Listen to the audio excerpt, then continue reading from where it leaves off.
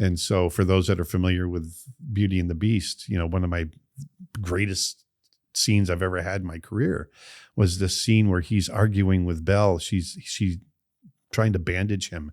He's just saved her from the wolves, and she's trying to dress his wounds, and they start yelling back and forth. And it's the first time that they really kind of softened to each other in the film. And he gave that to this snot-nosed little 22-year-old kid to do. So it was pretty cool.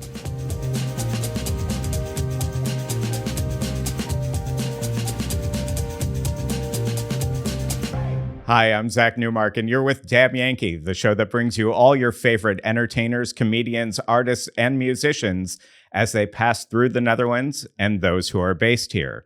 Aaron Blaise is an acclaimed Disney animator and director behind such movies as The Lion King, Aladdin, Mulan, and Brother Bear, starring Joaquin Phoenix, which netted Blaise an Academy Award nomination. He is now on tour with his new animated short, Snow Bear, and he is the founder behind arts training website creatureartteacher.com.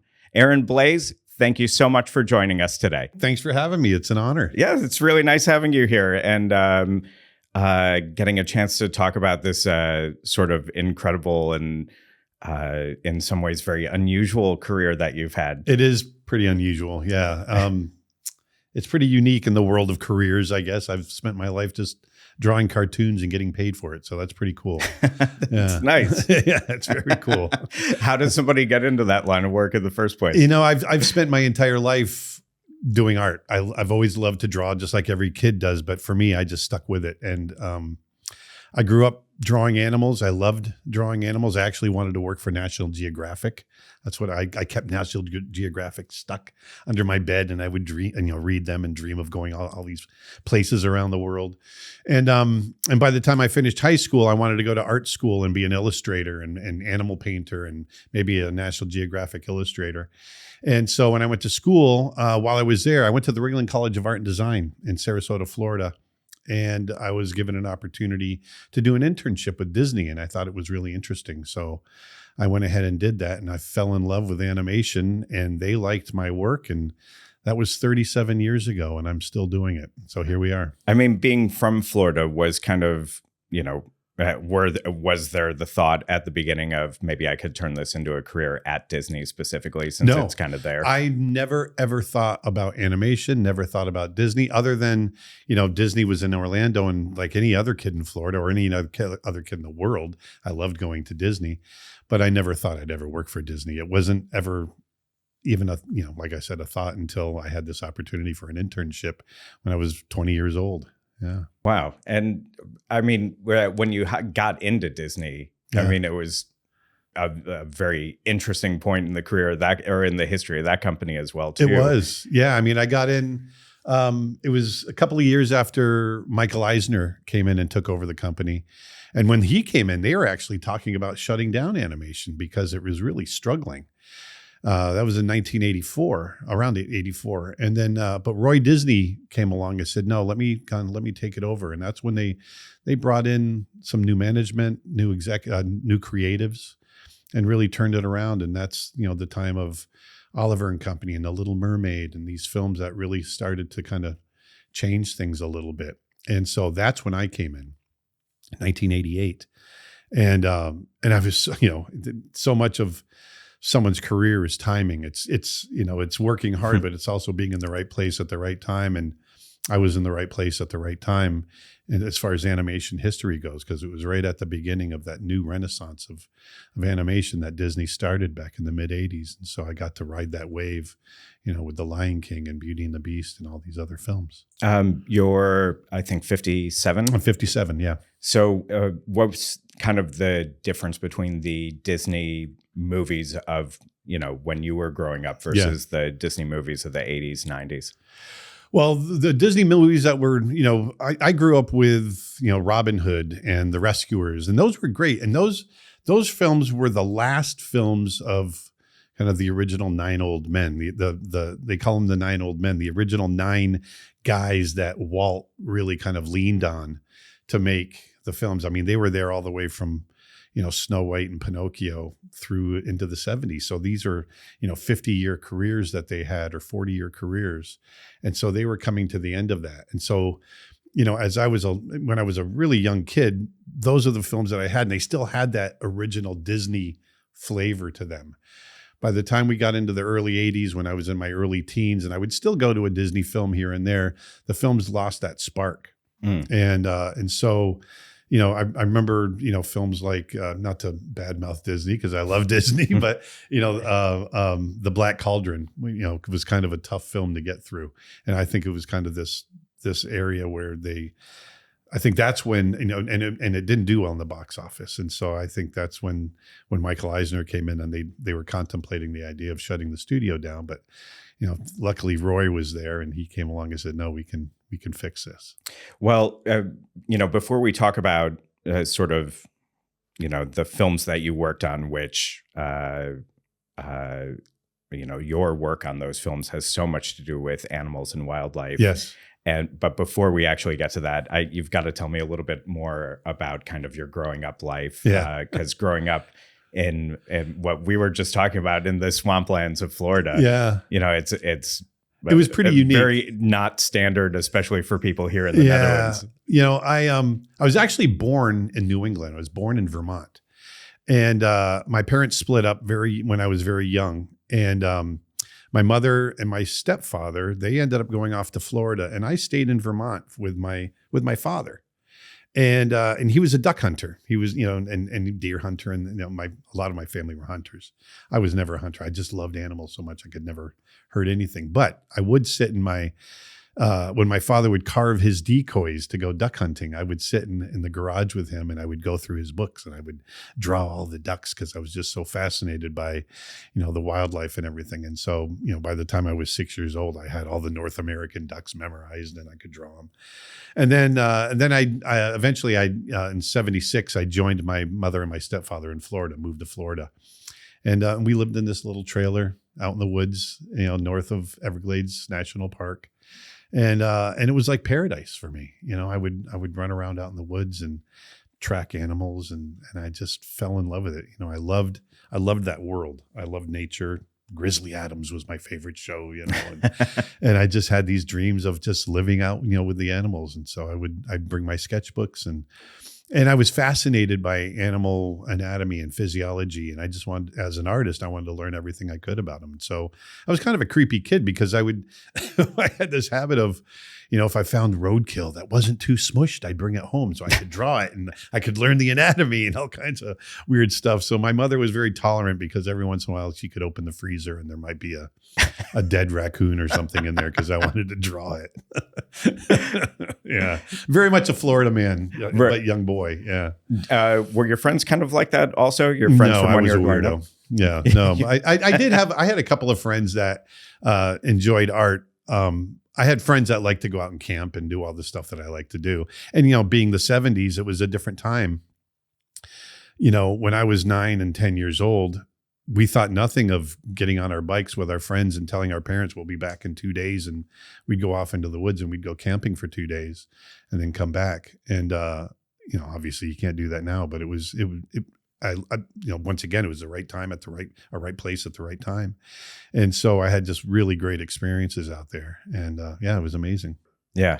And so would you say kind of that your love for wildlife developed more as you were doing these drawings with your father in the garage, or later as you were from the time I can it? remember, even when my parents were together, we lived on this little farm up in the hills of Vermont, and we had horses and everything. And I've just always had a connection to animals, from the time I can remember. So for me, it was, once I got to Florida, and I had the ability to go off on my own and do all these things, that's where it really exploded. Wow. Yeah. Where do you feel more at home now? Oh, Florida. Yeah, for sure. Yeah, because I really did spend 90% of my life there. Mm-hmm. Yeah. And I'm still in Florida, so I love it. So you mentioned that you went to this arts academy. Yeah. The work that you presented to get into the academy in the first place. Yeah. Was all of that also very animal focused as well? Yes, it was. There was a lot of. The school is called the Ringling College of Art and Design, and started by John Ringling, who also started the circus. Mm-hmm. And they definitely had a portfolio requirement, so I did that. But they also wanted to see personal work, and all of my personal work was animal based drawings and paintings. Some of them roadkill. I was a huge fan of John James Audubon, who is famous naturalist from the 1700s. And one of the things he did was study birds. He came to North America and he created a whole, the birds of North America, or birds of America. And one of the things he did was go out and he would hunt. Not that I would do that, but he would shoot these birds, and then he would pin them up into, mount them into poses, and he would paint them, and that's how he presented them. And so I didn't want to kill the animals, but if I found them already, laid out on the road, then I'd bring them home and I'd kind of pin them up on the wall in a pose, and then I'd draw them. So that's what I did. Did you grow up with any siblings? I did. I have I've got several siblings. My father kind of he had several families along the way. Mm-hmm. But I do have a younger brother that we grew up together. And he's an artist as well. He's an animator, and he lives in Mexico City, and of all places. And he does the same thing. Yeah. Was he? Did he share your passion for animals also? Not quite as much, but yeah, he really shared my passion for art. Mm-hmm. Absolutely. Not as much for animals, but he was out there with us doing all the same stuff. Yeah. Was it encouraged by your parents? Yeah, very much so. Both my parents and my stepfather. I had a wonderful stepfather as well. I was very lucky. They all were very arts based, mm-hmm. and always encouraged me. And whereas a lot of kids, a lot of parents say, art's a nice hobby, but you're going to have to get a real job when you grow up. It was the opposite with my family. My father, my biological father, who I lived with in Vermont, who was also a hunter. He was also a musician. And so we grew up with music in the house and art in the house. And so, I was really lucky that way. Yeah. You say your biological father. Did you grow up with a stepfather also later? Yes. My stepfather in Florida. Yeah. Yeah. So he was a wonderful guy. He was great. Yeah. Yeah. And so both of them, you had this influence to just kind of let you pursue. As a matter of fact, my stepfather was also an artist, and he was I started learning watercolor painting when I was 8 years old, and it was him that started teaching me. So I was surrounded by art. It was great. What did your mother work in? Was she an artist also? Yeah, she was. And she would do charcoal, she would do, drawing, she would paint. And they just encouraged us all along. My mother really never did anything with her art, and it was more of a hobby for everybody. And I think they regretted it. And so as I grew and they saw, my brother and I, who had an aptitude for it, they encouraged it because they didn't want to see us waste it in the way that they did, And so, I from the time, I could remember when people asked me what I wanted to be, what I was going to do for a living, my parents would chime in, "Oh, he's going to be an artist when he grows up." They'd answer it for me. You don't really strike me as someone who suffers from, say, imposter syndrome. It's funny. Like I've done lots of interviews, so I've gotten really smooth. But no, I think every artist has some insecurities along the way. And yes, at 57, having done it for my entire life, I still am learning, and I still feel a little insecure about things here and there and wonder if it's good enough and all that kind of stuff. I've gotten better about it. Mm-hmm. But I wouldn't say I have imposter syndrome in the same way that I did in my 20s anymore. But sure, you still get a little bit of insecurities here and there.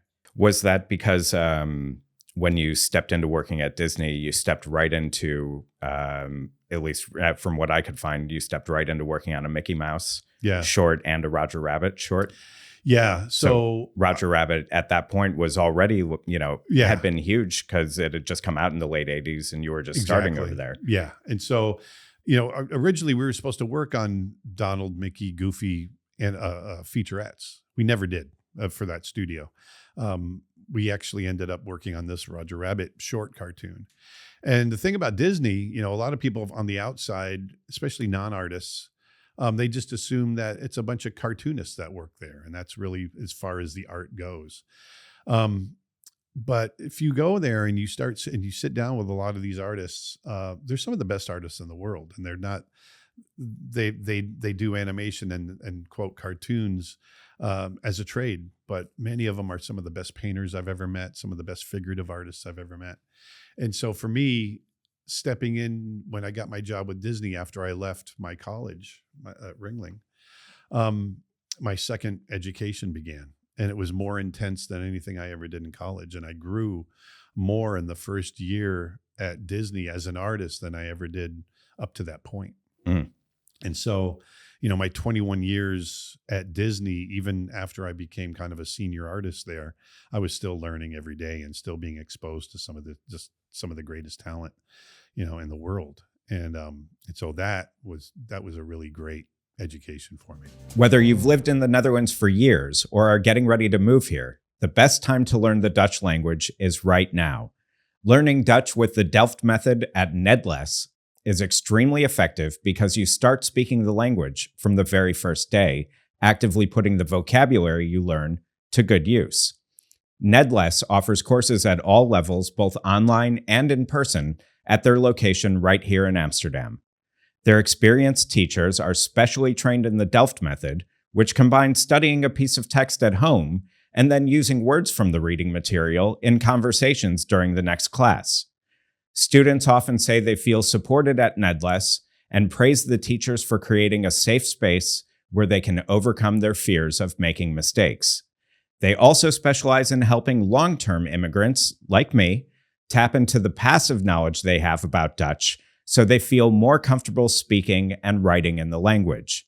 Dutch classes begin at all levels on a rolling basis, so sign up today and save 10% using discount code PODCAST.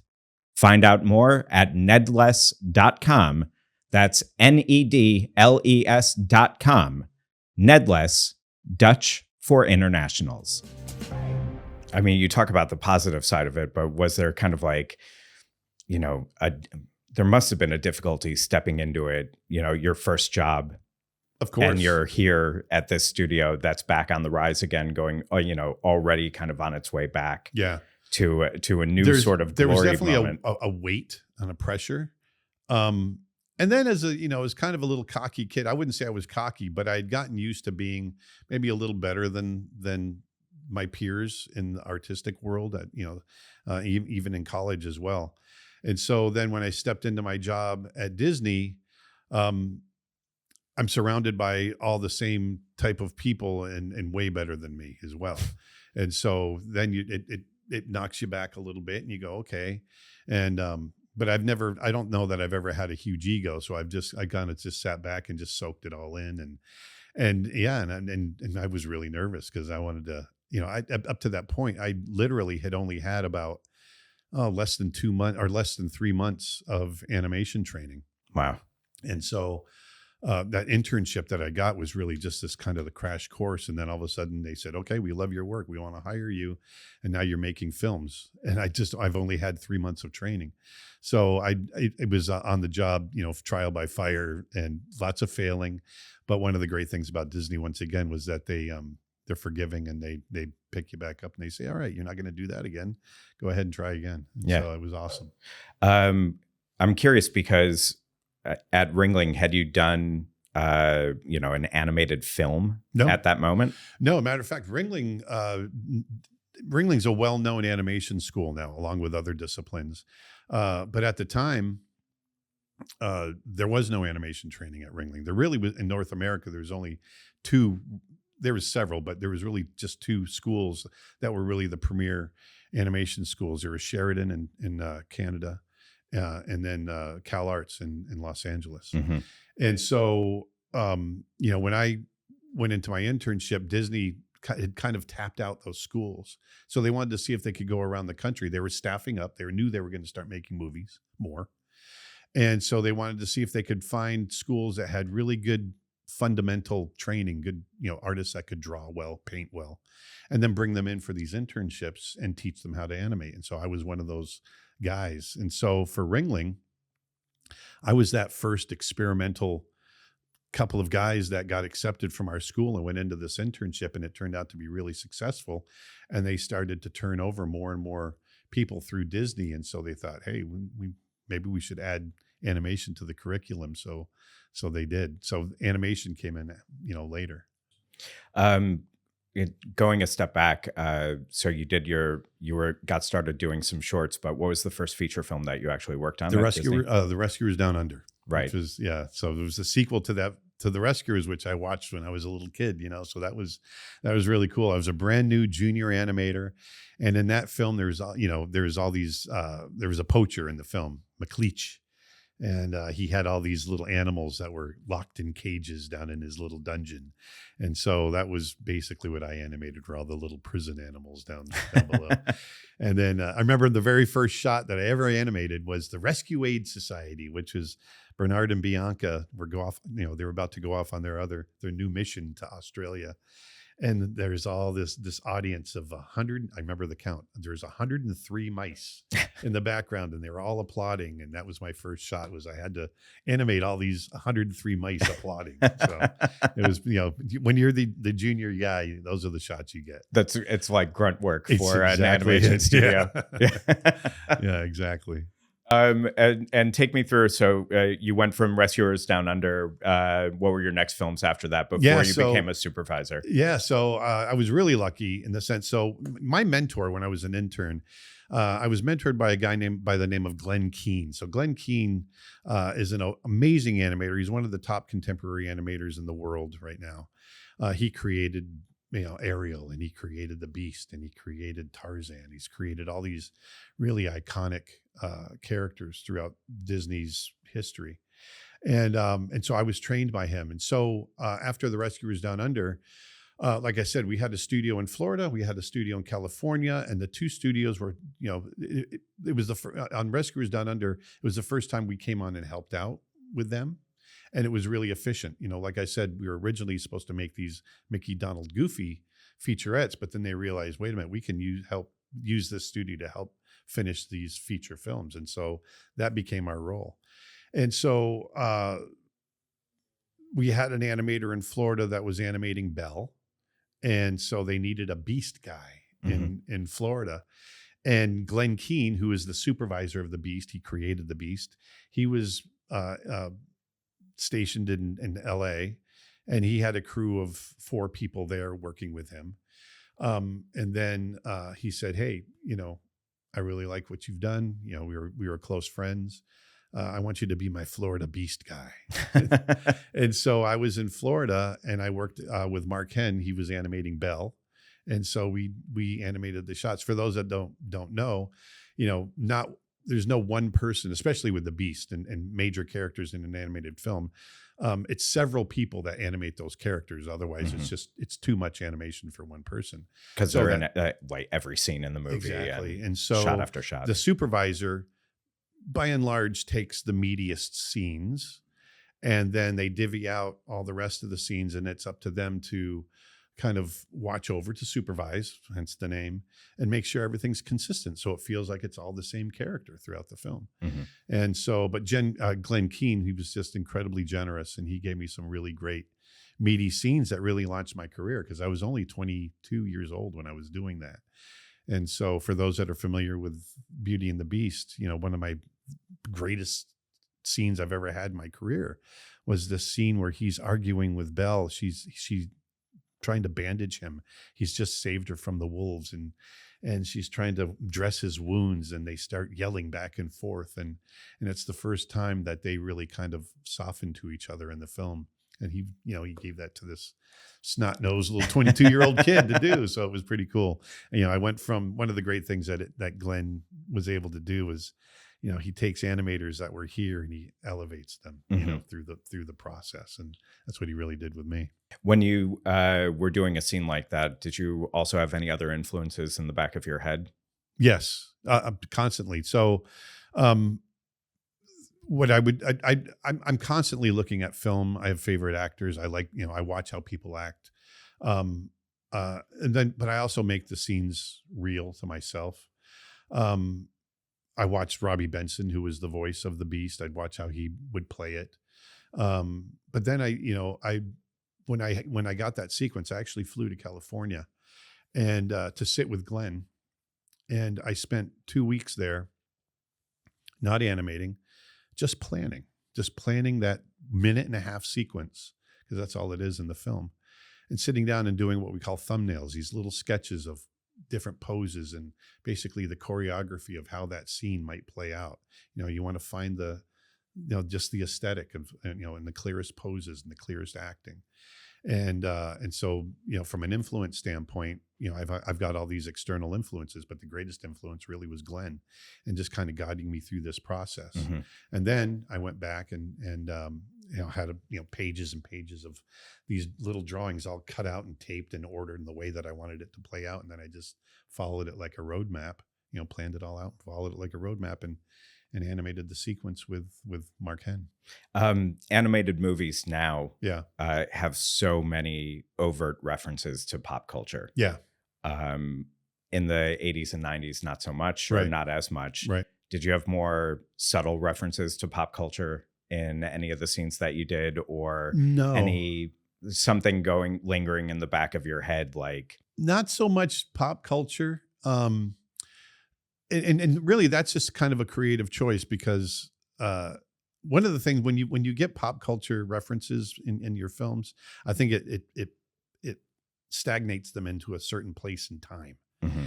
And so personally, I try to stay away from that because I like it to be more timeless.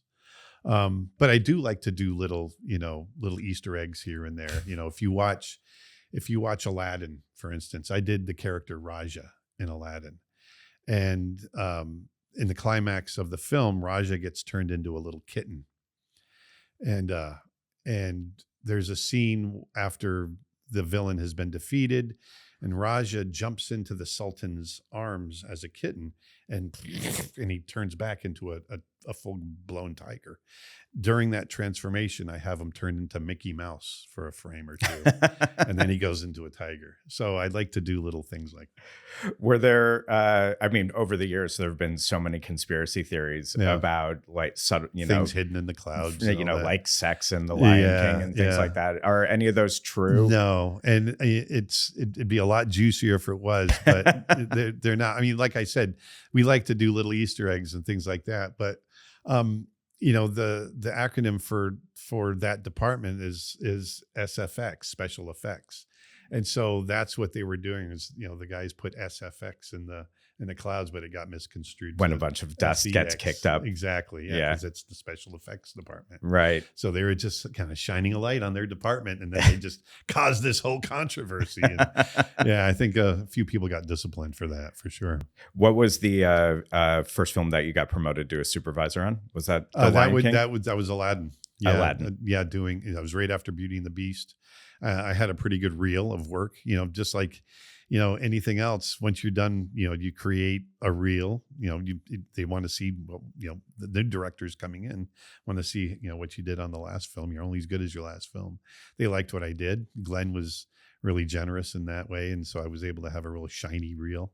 And so they gave me, once again, I was going to be working with Mark Henn, the supervisor in Florida. And so they gave me this little character, my first little character that was all my own. That was Raja, the tiger. Mm-hmm. He was a tiny little role in the film, but he was mine. Yeah. So, I got to design him. And, that's the thing with 2D animation for supervisors, is that we were the character designers as well. We would each design our own characters. We didn't have an overall, usually, character designer. We would each design our own characters. We'd get together and make sure they all kind of lived in the same universe. And, the art director would kind of give us directions, but we'd have our meetings, and then we go away, design our characters, and then we would animate them. Mm-hmm. Yeah. So it was cool. Before you directed Brother Bear, before that point, what was the most critical acclaim that any of your films received? Oh, well, they're obviously Beauty and the Beast was nominated for Best Picture, not even Best Animated Picture, but it was right up there with Best Picture. That was a year of Silence of the Lambs. And and then Very Lion different, King. very different film. Very different film, but they were both nominated next to each other. It was kind of funny. And Lion King was obviously really critically acclaimed. And so that was the cool thing. Like I said, we were in our 20s, we were kids, growing up and getting married and having families and making these iconic films that still blows my mind, 30, 35 years later. I can go anywhere in the world and I can mention these films, and 5-year-old kids know these films. So for me, that's really, really cool. That's awesome. Americans, you still have one last chance to collect the extra $1,400 the U.S. government owes you from round 3 of the stimulus package if you're behind on your taxes. The experts at My Expat Taxes can guide you through the process just like they helped me. If you haven't filed taxes in the U.S. in a while or ever, My Expat Taxes will quickly and easily bring you up to date with the IRS. That way, you can still collect that stimulus check, but only if you sign up and file by June 16th. Even after living abroad for 17 years, American tax bureaucracy used to feel like a Kafka-esque nightmare for me, but not anymore. My Expat Taxes gives me a real sense of relief with their easy-to-use, up-to-date software, maximizing tax benefits like the foreign earned income exclusion, and they even filed my bank account reporting at no extra charge. They are secure and reliable with a commitment to data privacy and confidentiality. So whether you're catching up or simply filing your return on time, let the experts at My Expat Taxes wipe away your tax anxiety. Use discount code DAMNYANKEE and get 10% off your purchase. That's DAMYANKEE, Damn Yankee. At myexpattaxes.com, your life just got a whole lot easier. Because you mentioned everybody's getting married at that point. At what point was it that you met your wife, Karen? We met in college. Yeah. So I was 18 when we started dating. And so she was with me right from the beginning. And, she got an internship at she was a graphic designer. I was an illustrator. She got an internship in Chicago at a telecommunications magazine. I got an internship in Los Angeles with Disney. We both got job offers and we came back and she said, I want you to go with Disney. And I went, and I'll freelance. And so that's what we ended up doing. Okay. Yeah. And, at what point was it that you were like, okay, this is really the one, this is who I'm going to get married to. From the first constantly date. refer to her as your soulmate. Yeah. Yeah. She was wonderful. And, we had planned on getting married from, pretty early on. And, and so in March 4th of 1989, we got married. And then in April 17th, I was sitting at a Disney desk. So we, got married we were in college. We were in college when we got married. And then we moved up to Orlando and started our lives. Mm-hmm. Yeah. You've, spoken very openly about also her struggle against breast cancer and losing that battle, unfortunately. Yeah. Where can we see her influence on your work? Either during that time at Disney, but also afterwards. I mean, she was my biggest critic. She was my biggest cheerleader. She was awesome, and vice versa. She was an amazing designer, artist, mother, everything. And so we were just a really good team.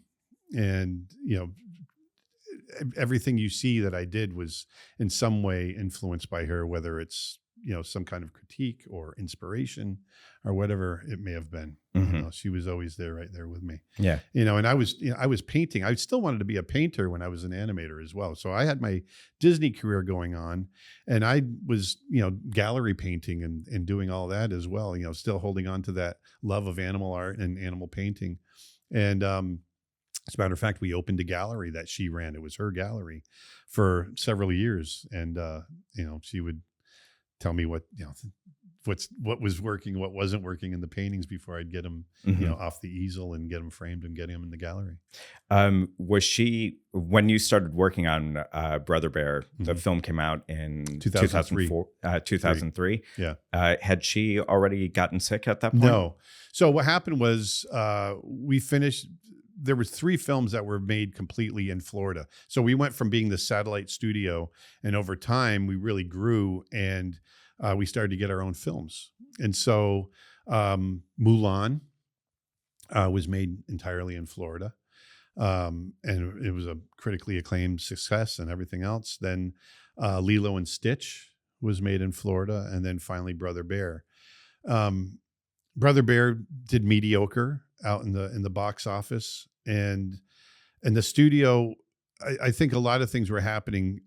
The salaries, the costs of the films, and their inability to kind of keep up with the creative and have something in the hopper to make again, after each film.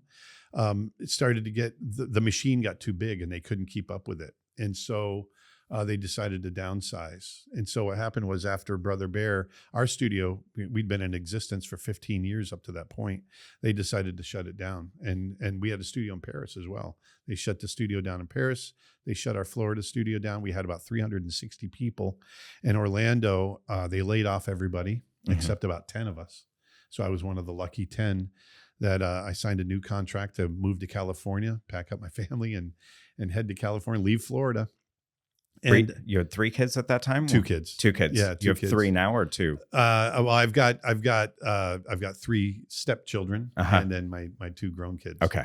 And so we packed up and headed to California. We were one of 10. I signed a new deal to develop a new film, and I was developing a film called King of the Elves, which was an adaptation by a Philip K. Dick story. So it was kind of this elf, really kind of strange world. It was a lot of fun, but it was during this time that, unfortunately, Karen was diagnosed, and that's when we made it to California. And so, California, it was just a really horrible, tough time. And unfortunately, she was we moved out there in 2004. She was diagnosed in 2005, and I lost her in 2007. Wow. Yeah. And so, it was, I always say I lost my mojo. I lost my heart. I was heartbroken. And, the idea of going to work every day and creating and making an animated film, it just seemed so trivial to me. I didn't want to create. To be honest, I wanted to just sit and drink my sorrows away. And so I really struggled at Disney, to the point where I was actually taken off the film. And that's when I realized, I've got to pull myself out of this. I got to make a new change. I've got to start over. And so that's when I decided to quit Disney and just find my heart again, find my inspiration again. And so I quit. And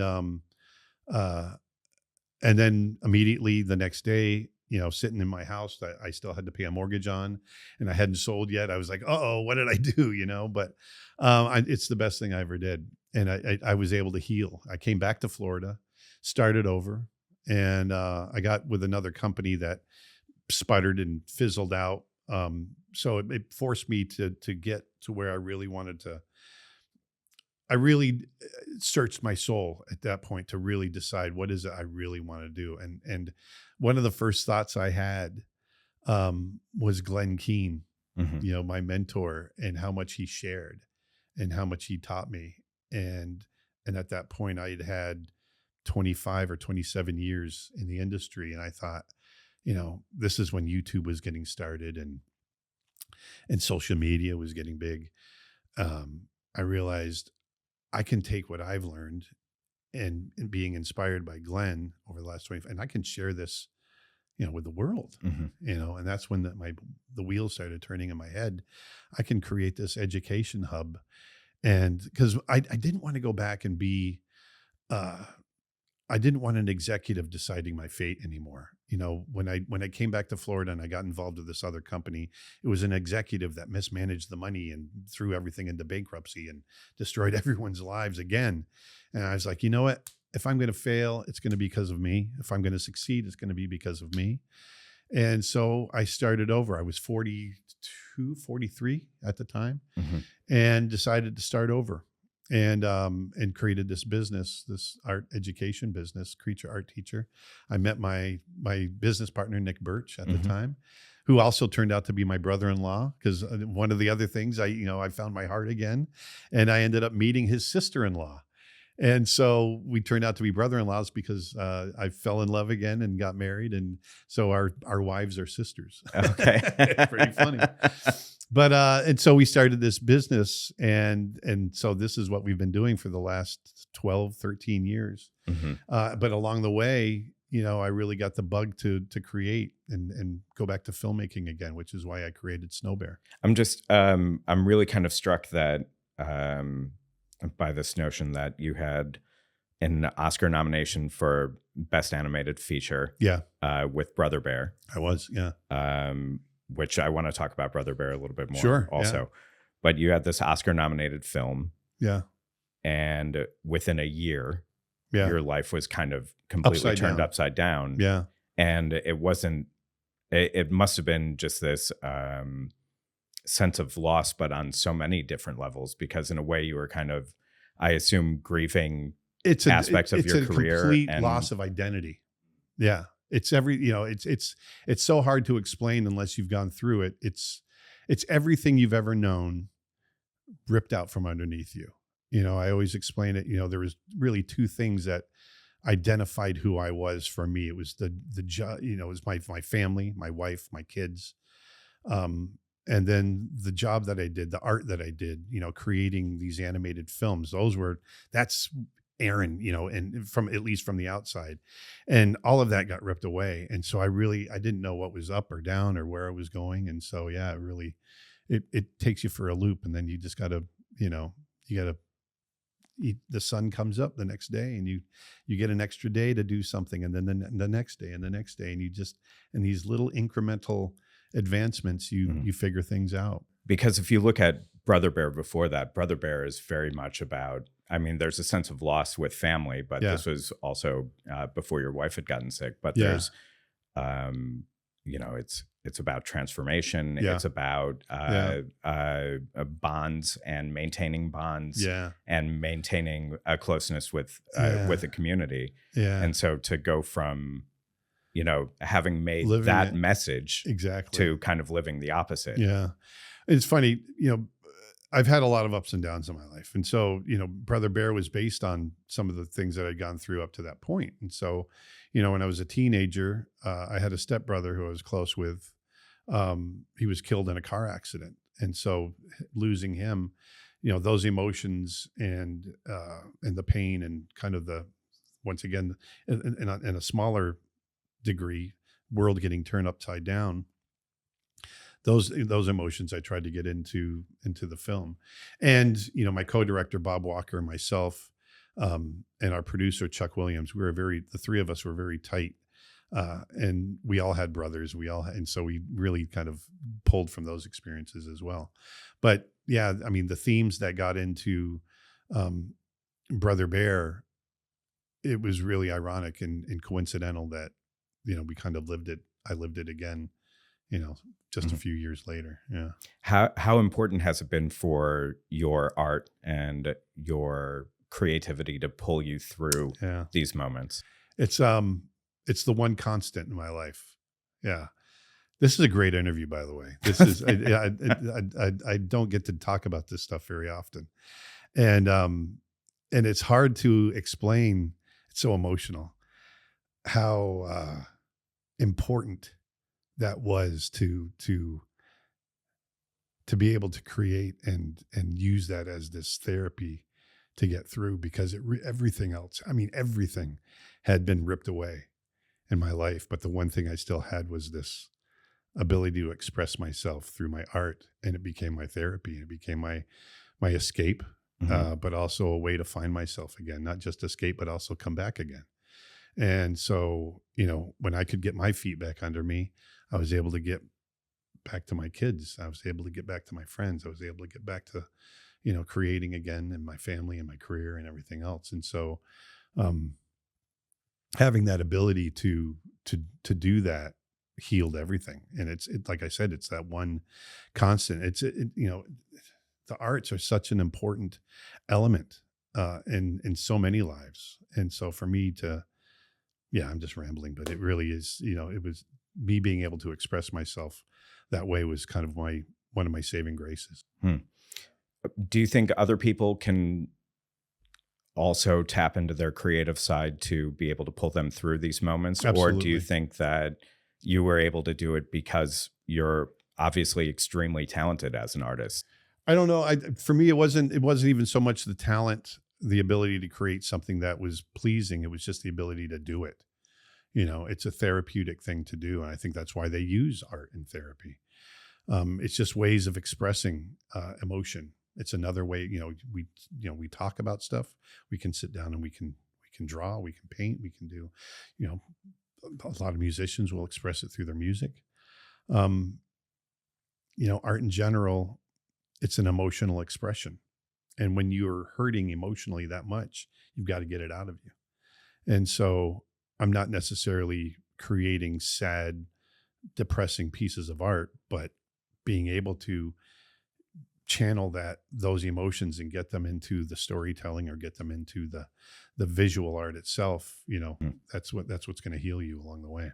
It's probably quick, but maybe not. It's because you had Rick Moranis and Dave Thomas and Brother Bear. Did you, it's a more serious question, but sure. Did Rick Moranis come out of retirement for that? Had his wife passed away already? Yeah, we never talked about it. And I'm trying to remember, I think she had passed away about that time, or maybe it was a little after. But I know he wasn't working much, but he really liked what we were doing. And when he found out that it was he and Dave kind of reprising their roles from SCTV, but not really. I mean, actually, they were very specific about not making it them, but kind of making it them, Bob and Doug. Yeah, he was great. Yeah. There was a scene that we recorded where Kenai is, his brother Sitka dies in this avalanche on this glacier. This glacier collapses. And so he's lost in the water down below, and he's searching for him. He's screaming. And so, I described the scene to Joaquin and completely forgetting, like an idiot that I was, that he had, months earlier had just lost his brother. And so I set the whole scene up for him, and he just put himself in it, and he's just screaming and yelling for his brother, and he's just got these tears rolling down his face. And all of us were just completely mesmerized by him. And I forgot to say cut. And I was just watching, and he's like, when the fuck are you going to say cut? And I was like, cut. So yeah, it was pretty crazy. Wow. It's, yeah. I don't even know how to respond to that. It's so emotional. Yeah. And so that's the thing. I mean, it's when you get into that kind of storytelling, so many people think, oh, we make kids films, but we really make these films from our hearts and from a place of reality, of real emotional places that we live. That's why they come out so well, I think, some of those films. Yeah. They come from a place that's real in our hearts. When I watched Snow Bear, which is a short, it's unrelated to Brother Bear. Yeah. I know, or at least in terms of story. Yeah, it's and I also did a commercial a few years ago in Britain called The Bear and the Hare. So I've done a lot of bear stuff, bear themed stuff over the last few years. Snow Bear, I don't know how, so I don't blow it because I don't want to ruin it for people who haven't had a chance to watch it yet. Right. Maybe it's better for you to tell a little bit about what it's about, so I don't, blow any of the spoiler so aspects of it. In case you have, now that we've had the conversation, in case you haven't guessed, it's very much a metaphor for the life that I've had. Snow Bear is, and it's inspired. But for those that haven't seen it, Snow Bear is about a polar bear wandering the Arctic. He's this guy. He's looking for a friend. He's looking for companionship, and but he can't find. He's a polar bear. No one wants to be friends with a polar bear.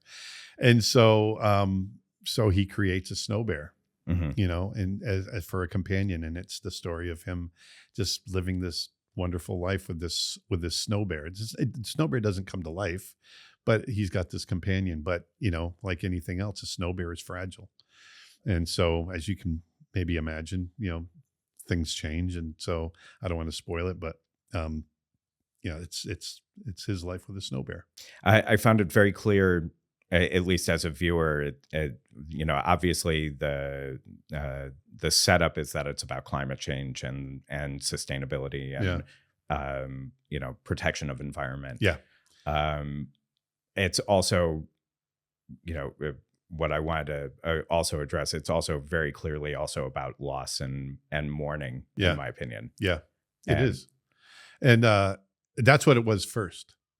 It was always meant to be an emotional story first, and then that was my drive, and the environmental aspect of it actually emerged. It grew out of the story process. It wasn't something I set out to do, but once it emerged, and I was showing it to people, and this is what they were taking from it. I was like, okay, let's, Nick and I talked about it, and we said, let's embrace this and really run with it. And so we actually pushed that element of it, and I think it made it even further reaching and more emotional. Mm-hmm. But it really is. One of the things I'm going to just step back. One of the things I always tell people, and they ask me, about story writing and everything else. I try to tell people to make the story as real to yourself as you can. Tap into those, emotions, and try to get those into the script. And so with Snow Bear, no, I'm not a polar bear. No, I've never lived in the Arctic, but he's living a life that I've experienced. I pulled in, from my own life, some of these experiences that I've had, and tried to get them into this story in kind of a metaphorical way. Mm-hmm. Yeah. And how much in your own life do you feel like you've, recovered and found resolution? 90%. Mm-hmm. Yeah. I don't know that I'll ever hit the 10%. I think that, and I think anybody that's experienced loss, as great as that, will agree. We always, the cliches are that the wound heals over, but there's always the scar there. Mm-hmm. But I'm, one of the things that I have this talk that I do, where I talk about my career, and I talk about my life, and I talk about the ups and downs and the loss and everything else. And one of the ironies of my life that took me a long time to kind of accept was this idea that, right now I'm happier than I've ever been in my life, creatively and with what I'm doing. But it took the loss of my love to send me in the direction that's brought me here, which is a really weird thing to accept. Had Karen not passed away, who knows where my life would have been. But her passing away sent me down a path that brought me to another path, which took me to another path. And I can't imagine doing anything else. And I've got a wonderful wife now, Vedanta, and she's got 3 great kids that we've brought in, and my kids are, my kids are 35 and 36 years old now. I've got grandkids, and it's a wonderful life. And I think Karen would be very happy. I know she is. Yeah. Yeah. Were your kids supportive of leaving California when you left, and of you leaving Disney also? And oh yeah. Yeah. Yeah. They by that point they had already had their own lives, and they were doing their thing. And, my daughter has always been independent, and, when she turned 18, she was boom. She headed back to Florida. Mm-hmm. My son stayed with me, and my son he works for me. He's an editor in our company, and they've always been really supportive with anything I did. We've always been close in that way. Was Disney supportive yes. of you when you were going through first? It was interesting because it was with I was with Ed Catmull, John Lasseter, and then the other head of our studio, and it was them that kind of sat me down and said, "Hey, we're going to take you off this film." Was Bob Iger already in at Disney at that point? Yes, yeah, and so they said, "But we're not firing you from the company. We want you to stay. We know what you've been going through." And I just remember hearing it. I actually walked into the meeting with them knowing what was going to happen. I already knew. And so I was sitting there, and as they were telling me, we're going to take you off the film, that's it. It just like my life was flashing before my eyes. I knew all these things that I had to do. I just knew in that moment I needed a new start. I needed to figure things out. Just everything happened at once. I knew I'd come to the end of that chapter. Actually, I'd come to the end of that book because I needed to start a new book. And so I instantly just said, they said, no, we want to keep you. We'd like to, and I said, no, I think I quit.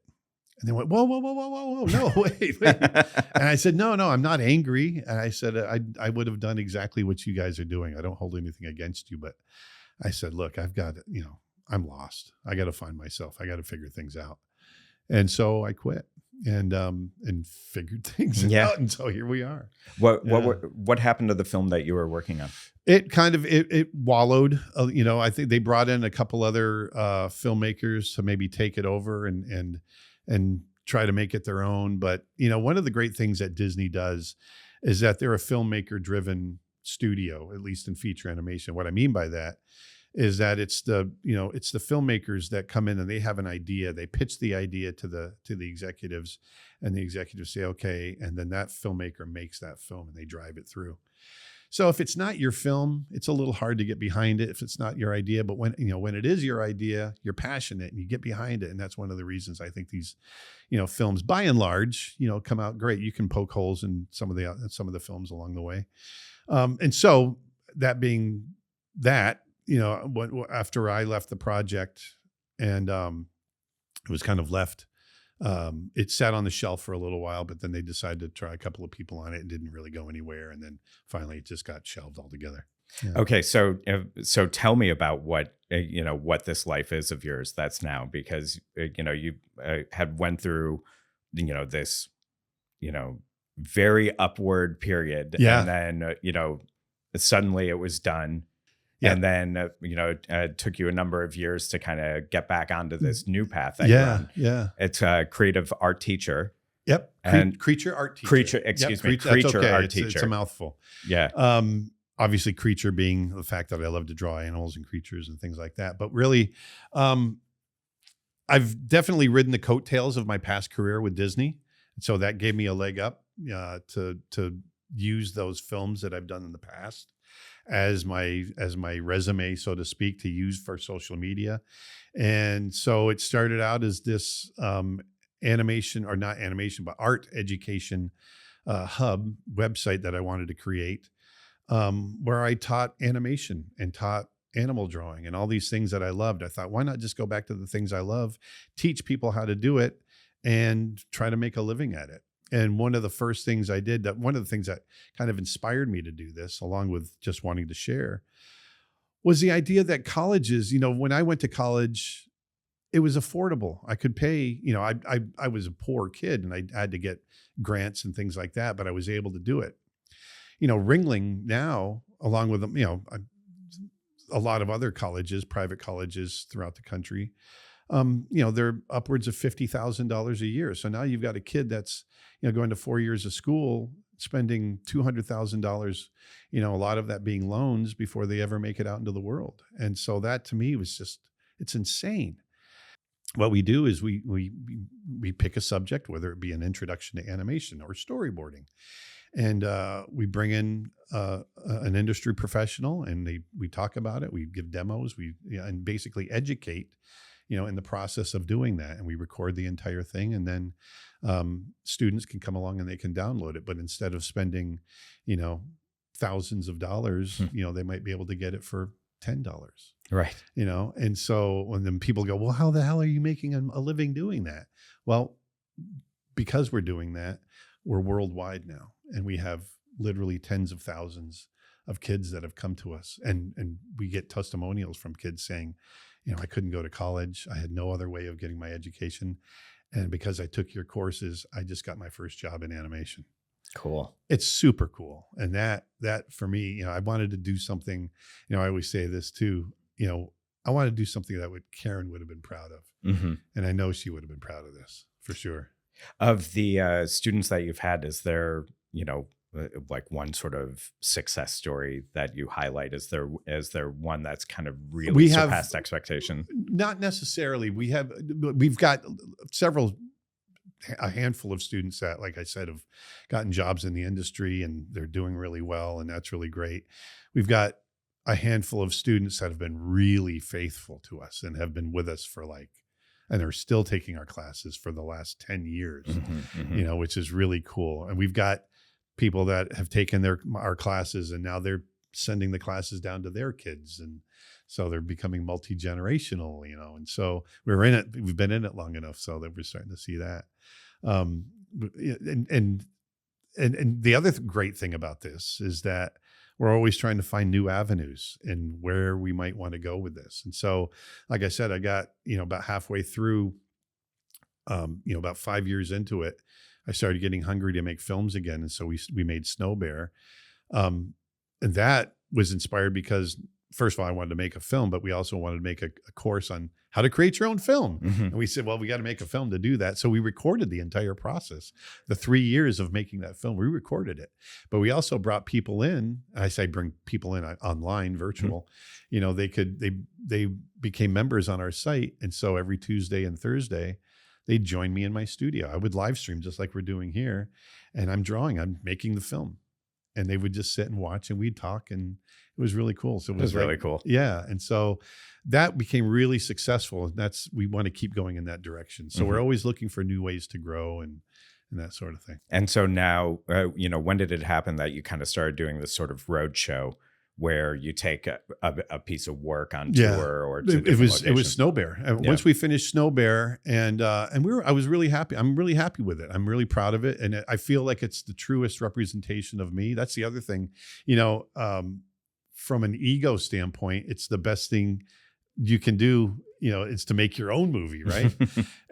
When you're making a film for Disney, they're big, giant films, but you're always, out of an 84-minute film, you might get to make about 5 minutes of that movie, have your fingerprint on it. So in this case, I wanted to make my own film. And so once that was done and it came out okay, we thought, all right, we can take this on the road and not just show the film because it's only an 11-minute film. We can create this whole kind of animation experience, and so that's what we're trying to do. It's not just showing the film, it's taking people through, my inspiration for making films. And then saying at the end of it, we actually sit down and I draw and I show the process of animation. And, that's where the magic is. When you start seeing several drawings put together that actually emote, all of a sudden they come to life.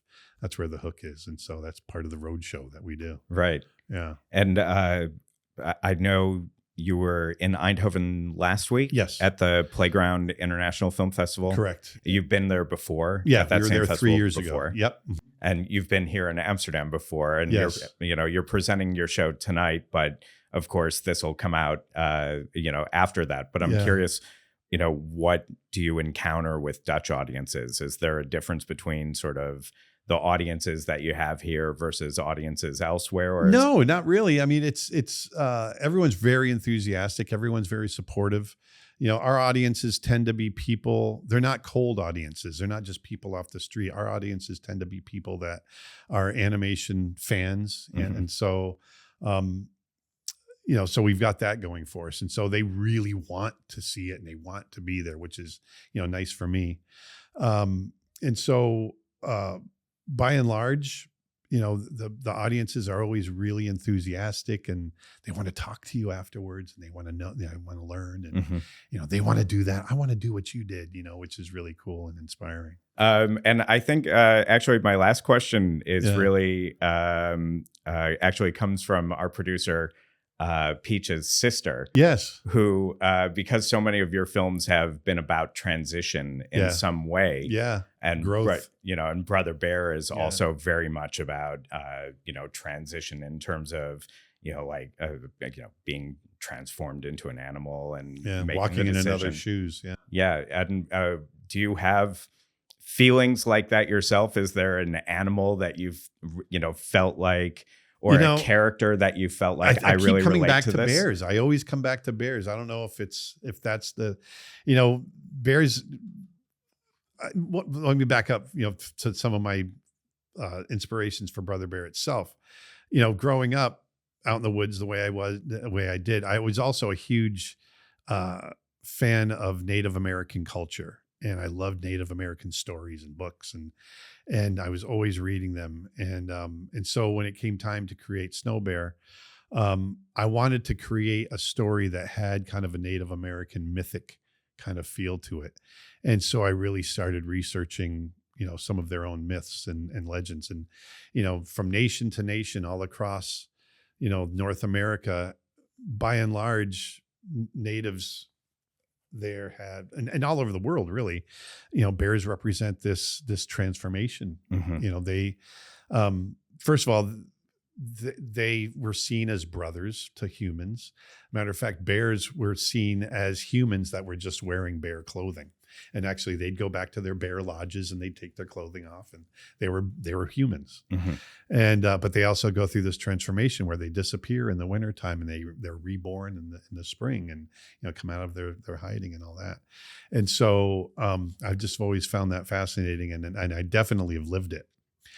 So yeah, I definitely relate to that. Yeah. That notion of redefining, rebranding for a contemporary term, and just being reborn. Yeah, for sure. Your films, they, including Snow Bear, also have definitely a timing and a rhythm to them. Yeah. You're also humorous and good-natured yourself. You've worked with a number of comedians in your films. I have, like Rick Moranis and Dave Thomas and Brother Bear, for example. I had to get. I was the guy. I would read against them in the booth on the script. I had to get kicked out of the booth because I kept blowing the takes because I kept laughing. They're so much. funny. They were great. Yeah. But I'm wondering, does having a sense of humor, and being a comedian, does that make you a better animator? Yeah. I think just being balanced. One of the great things about Disney films, Pixar films, or just any of the really successful animated films, I think, family entertainment in general, is a balance. They're not necessarily a comedy. A lot of times they're not necessarily a drama. You could classify Lion King as a drama. You could classify, something else as a comedy. But they all have elements of everything in there. They're well balanced. And so I think that's the biggest thing, is having that ability to jump from drama and open up your heart and pour it onto the page or onto the screen, but also be able to step back from that and find, it's contrast, right? That's where comedy comes from. It's that contrast of, the dark and the light. And so when you can get that nice balance in the storytelling, it feels richer, and you feel like you've gone on a journey. So that's the goal, really. Well, I think that's a perfect place to leave it. So thank you. Where can people find your tour dates and get in touch with you? Well, tonight we're going to be at the Pathé Arena or theater up near the arena. We're going to be back, I believe, May 20th and 21st, I think those are the dates, in Berlin. If you want to find our schedule, we'll have our schedule posted on our website, which is creatureartteacher.com. Okay, that's great. Yeah. All right, Aaron, thank you so much. This has been lovely, really lovely having you. It's been wonderful. Thank you so much. Like I said, this is one of the best interviews I've ever had. So I really appreciate it. We appreciate you taking the time out. That's very nice of you. Thank you so much. Damn Yankee is produced in partnership with NL Times, the top choice for English language news from the Netherlands. Founded nearly 15 years ago, NL Times grew to become the #1 site for information about this country, featuring more news stories every day of the week than any other website. Keep tabs on the latest top stories and breaking news from across the entire country, not only in Amsterdam, Rotterdam, and The Hague. Find out more at nltimes.nl. Damn Yankee is an NL Times production. The show was created by me and Peach Rizzo. Peach Rizzo is the producer of this episode.